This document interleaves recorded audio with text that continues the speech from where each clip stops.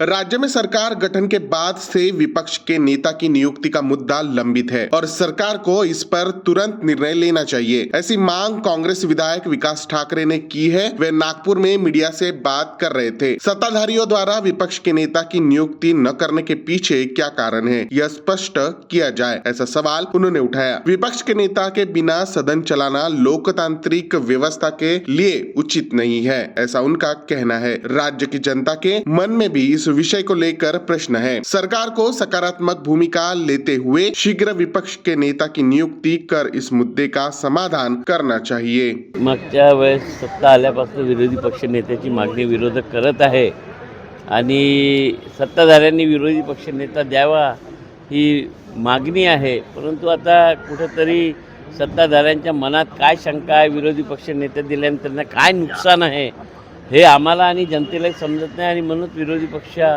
नेता विना सभागृह चालवणं सुरू आहे।